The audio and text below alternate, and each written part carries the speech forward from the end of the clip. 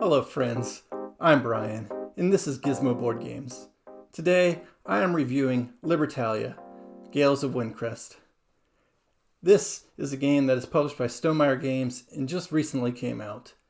It was originally published in 2012 as Libertalia with no add-ons such as Winds of Galecrest.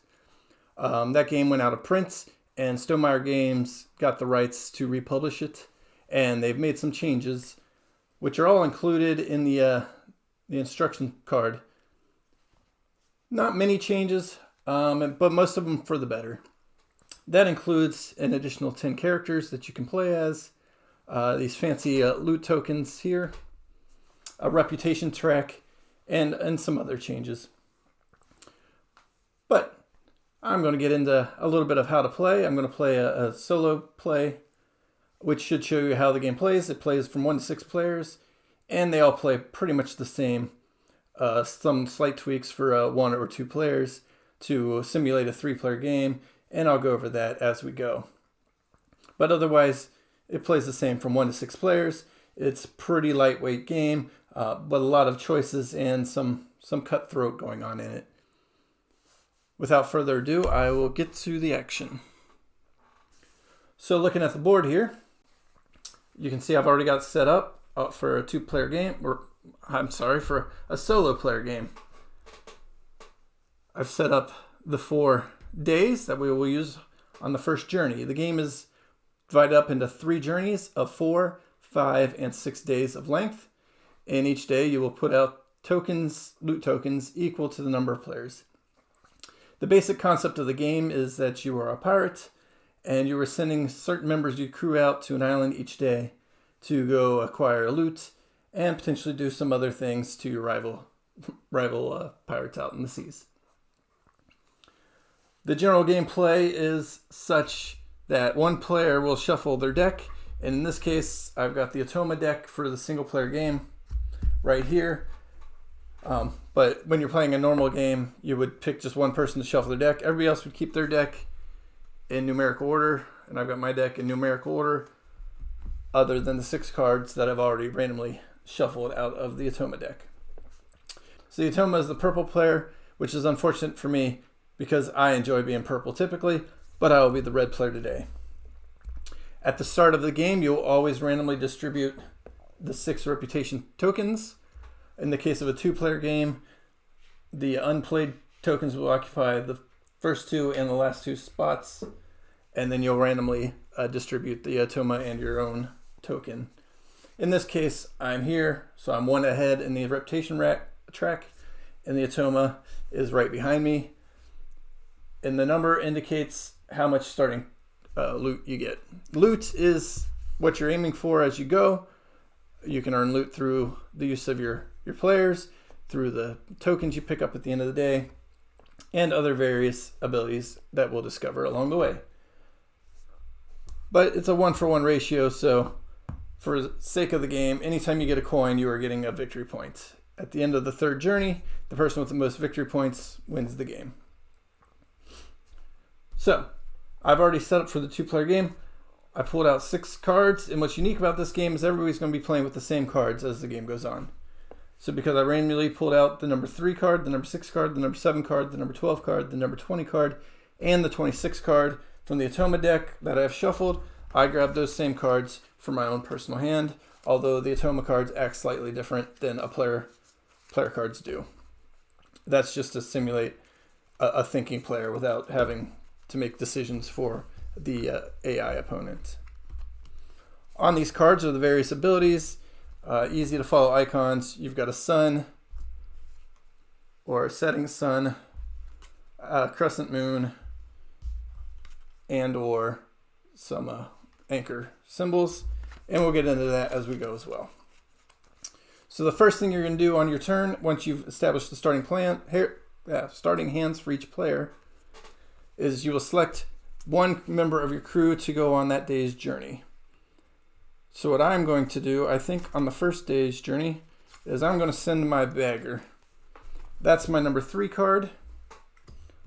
So likely he's going to be lower down on the day track, and the day track is indicated by the sun at the top left corner, showing that during the day you're going to go in actions that direction. And you're going to put them in numerical order from lowest to highest on the island. Now I've got to see what the Atoma is going to do by first drawing from this deck of leftover cards, pulling a Pilferer who just acts as another body in the way. In this case, it's the number 11, so it's going to be to the right of my number 3. Then I will look at this card and the loot tokens for the day to determine how the Atoma is going to play out of their hand. So in this case, the first one is looking for, are they 3 good tokens, 3 average tokens, or 3 relics? In this case, I have 2 good tokens and 1 relic, so it's not 3 of a kind. I don't have 2 relics. I do have at least 1 good token and 1 relic, so they're going to take the first one from the right-hand side here. In this case, they're going to play their cook, number 26. So numerically, it'll be me, then the Pilferer, then the Atoma with their cook as we go in the day actions. So once every player has played, and this would be in a normal player game, you would all play your card face down, and when everybody's ready, you'd flip them up and then put them where they belong on the track. But since this is a solo game, it's going to be kind of the actions I just took one at a time. So then first thing we're going to do is start from the left-hand side of the island, working our way right. We're going to activate any daytime abilities. So in this case, I played the beggar who has a daytime ability. The owner of the rightmost character on the island gives you 2 doubloons and gains 1 reputation. In this case, it's going to be the cook from the Atoma. So they'll give me 2 doubloons. I'll just make change for them. So now I've got 2 doubloons from my opponent. So that worked out good for me. But they gain 1 reputation. So they're going to flip me on the reputation track. That's the end of my daytime activity. The Pilferer never does anything but take up space. And then the cook doesn't have a daytime activity. That would end the day. Now we'd move to dusk. Starting with the right side, we'd work our way backwards. So the first thing they're going to do, the Atoma is going to come off the island with a loot token. In this case, the player aid here for the solo player game is going to dictate their order of preference. In this case, they want the hook. The hook, I'm going to look at the chart here and see if it activates any special abilities. In this case, it's going to activate anchor ability, which happens at the end of the journey, or in this case, at the end of day 4. So they're going to take that into the hall. And because the cook has a dusk ability, it says after Atoma gains a loot token, they gain a second loot token from the current day, except relic. They have a second loot token available. That's not a relic. They'll take the map. So they've got 2 tokens from the 1 cook. The Pilferer would go next using the same priority list. Unfortunately for them, they're going to take the relic, but it's a Pilferer, so it doesn't matter. Pilferer is just going to get discarded, and the relic will get discarded as well. And then my beggar is going to come back, take anything that's left. In this case, nothing's left, so that worked out for me because I didn't have to take the relic. And the beggar will go on my ship. The characters on the ship can be used still if they're alive. If they're not alive, they will be sent to the graveyard. At the end of every journey, all the characters who aren't saved by a hook are going to go to the graveyard as well. But for now, these are going to be potentially active in our ship. After the dusk ability, we would activate any nighttime abilities. There aren't any in play currently, so that would end day 1. And then day 2 would start with me looking for what I want to do. I'm going to go ahead and play my cook, I think, today. No, maybe not. I don't want to do that. I think I am going to play I don't have a whole lot of choices that I like today. I'll save that one for later. I think I'm just going to play my cook after all. So I'll put it over there. Normally you'd start the first 3 spots, but I know this spot's kind of hard to see. So I'm just going to work with the 3 spots in the middle. Once again, we'll take a Pilferer. It's going to be the number 27 Pilferer, so it's going to move me down that way. And then once again, we have 2 high priority loot tokens and 1 relic. So it's not 3 of a kind, it's not 2 relics, it's going to be 1 and 1. And again, my opponent is going to play the first one, moving this way. So they're going to play the freed prisoner, number 20, which will go to the far left because the other 2 are higher. And once again, we'll activate the daytime abilities. In this case, the Atoma is going to gain 2 coins for their freed prisoner. The cook's not going to activate anything, and the pilferer will not activate anything. And then we'll move to the dusk. Pilferer is going to come out, oops, and grab the highest priority thing, which would be the chest. And that's just going to get discarded. Now it'll be my turn. And I'm going to grab this hook. And the cook's ability at dusk says, unless you first gain a hook token, gain a second token from the current day. I did gain a hook token. I do not want the second token because that's a relic, and relics are negative points. So I've left my Atoma opponent here with the relic, but they've got 2 in their hull here on their ship, and this one's got a nighttime ability, so we'll activate this. At the end of each night, Atoma gains 1 coin for each character in her ship with a rank higher than 20. So right now they've got the cook, so they're going to get a coin for that nighttime ability. If you ever gain 3 or more this way during a single night, discard the freed prisoner. So that'll be another coin for them. So that was not a bad turn for them other than the relic. That'll end the second day. For the third day, I think I'm going to also play my freed prisoner now. We'll see which pilferer comes out. It's going to be the number 5 pilferer. And I think I'm going to be at the right no matter what happens here. And again, it's another high priority day with a relic. So again, we're going to move 1, 2 down to here where the high priority and relic is.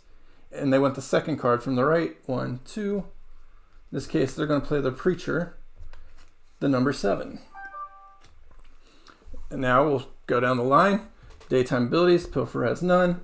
The preacher says Atoma discards all the relics and gains 1 reputation for each discarded relic. So they're going to discard their 1 relic and gain 1 reputation. And I have no daytime abilities. My nighttime ability, I have no dusk abilities, but I will be the first to act in the dusk. Now I could take this chest, which has 5 loot, or a map. And the maps are neat because if you get a pair of them, that's 7 points. So do I want to go for the known 5, or do I want to try for the 7 if I get 2 of them? That's a big risk. But I think I'm going to go ahead and take the guaranteed 5 and just try to stop my opponent from getting the map on the next turn. Because the hook can also give me 2 or keep a character in my ship. So my prisoner will go on my ship. Next up would be the preacher. The Atoma will get this map. So they've got a second map. So maybe I should have blocked them because I was not paying attention to what they had already on their ship. So it would have been better for me to take the map. But it's all right. I get 5 points and they're going to get 7. They have no dusk abilities there. Leaving the pilferer to get rid of this relic for us as it leaves the island. And finally, we're going to move on to day 4.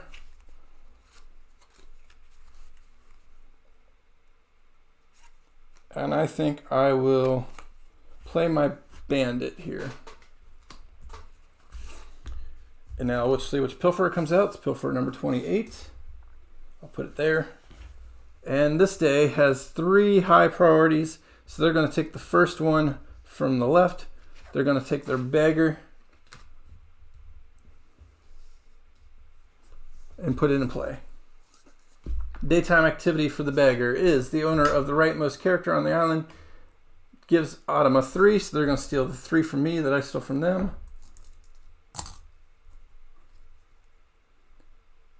And gains 1 reputation, so I'm going to gain a reputation. If I didn't have anything to steal. Oh wait, that's not me. I'm not that guy. Give me my money back. Oops, too much. because it's going to be the pilfer. So no effect makes that an 18. So they're just going to move up in the rank. And then I would activate my ability, move to the leftmost space on the reputation track, and gain 1 doubloon for each position move lost this way. So 1, 2. So I'm going to gain 2 doubloons. But I'm now going to be in the low spot. But I think that's going to work out for me. We've already done the bagger. Pilfer does nothing. So now we look at the dusk. The pilfer is going to come back, and based on the priority list, they're going to take a hook with them. And then the bagger is going to come back, has no dusk ability, goes to the ship, and they're going to take a hook token, and that's going to leave me with 1 map, which does me no good. So I definitely should have taken the map last time if I was thinking. All right, and that's the end of the first journey. And again, there would be 3 total journeys. I'm not going to play through all 3, but I will show you kind of how the scoring will work at this point. And I forgot to activate the night abilities last time. So night abilities, they would have had 2. So for 1, they would have got a doubloon for their free prisoner, and I would have got 1 for my free prisoner. And then again tonight, we would each get 1 again. All right, so that takes care of the 2 nights I missed for the night abilities on the free prisoners we had in play. And at the end of the night, on day 4, we would move on to the scoring. So, in any order, you can score your tokens that you've picked up or your characters on your ship. In this case, we're looking for anchor symbols, and none of my characters have an anchor symbol. So I wouldn't score anything on my characters, and they would all be discarded unless I used my hook to keep one. And I think in this case, I'd go ahead and hook my freed prisoner, but the rest of these would get discarded. My freed prisoner would stay on the ship for the next round. Then my map would be worth nothing because it's a solo map, but my chest would get me 5 more doubloons. And I'm going to throw the hook away now that I've used it. Freed prisoner is going to stay on my ship for the next round. And I've got 5, 10, 15, 20. And I would add this to my chest here. And the chest is a good way to let you just throw everything back into the bin, knowing I've got 20 points after day 1. And I would build on that. My opponent here also wouldn't have anything. They're never going to hook a character. The Atoma is going to just get the money for the hook, and I forgot to finish setting this up properly. Because in this game, there are these Atoma covers up here.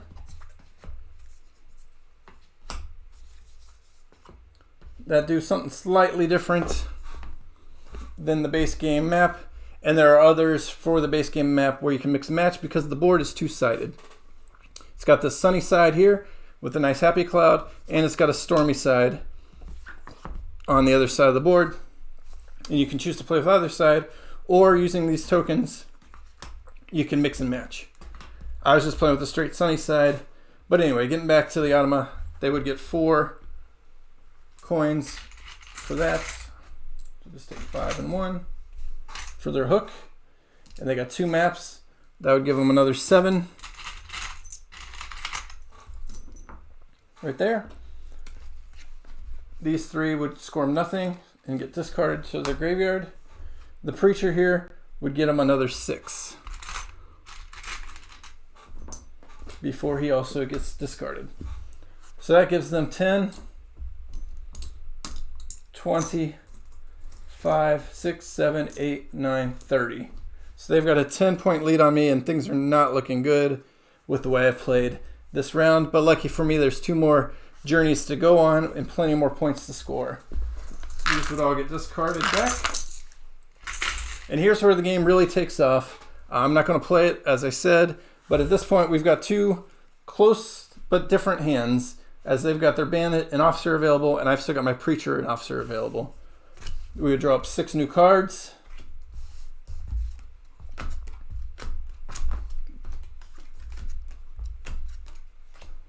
And I would draw the corresponding cards to match.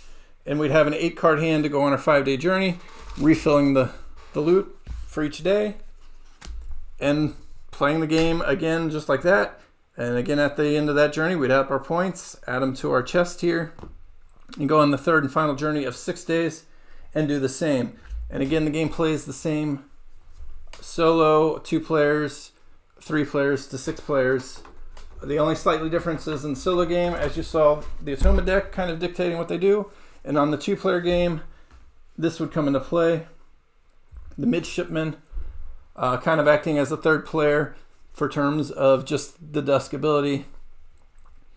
And basically, if you're right here in this spot next to the midshipman, you don't get the choice of the loot token for the midshipman. So it gives a little bit of variety to a 2-player game as well, without making things complex. So let's get into my thoughts.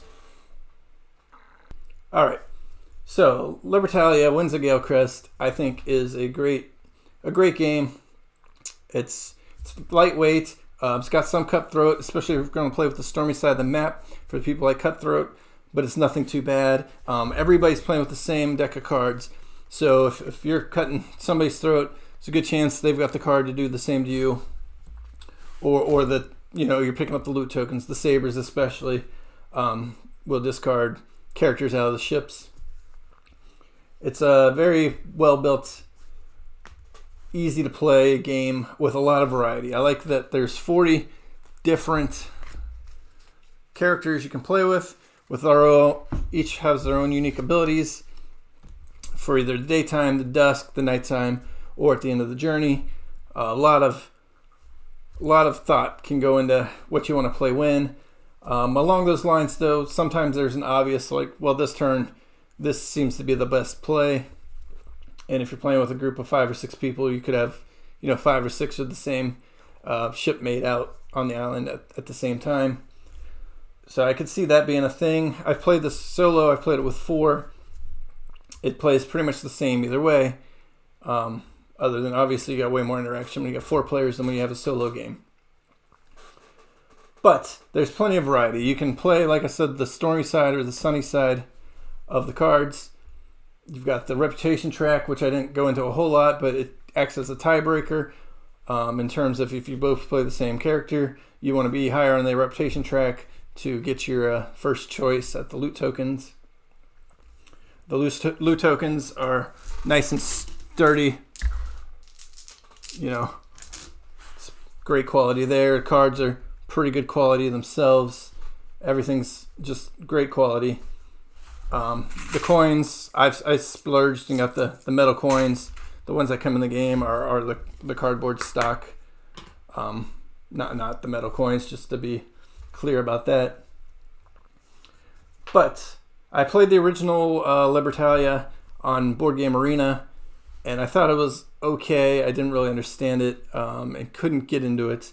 And I think this game has cleared up a lot of the trouble I had with the original game, adding some more variety, again, with the more cards, and just the way the loot tokens kind of act, I think, is slightly different. But the iconography helps clear things up when it's unclear.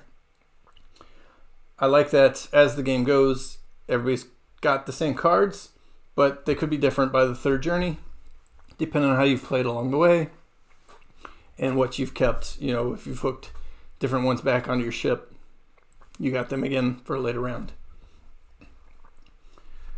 Some of the things I don't like, I'm not a big cutthroat person, so the cutthroat side of things, that doesn't catch on to me too much. But if you got a group that enjoys those type things, then you can play with the stormy side of the map just fine.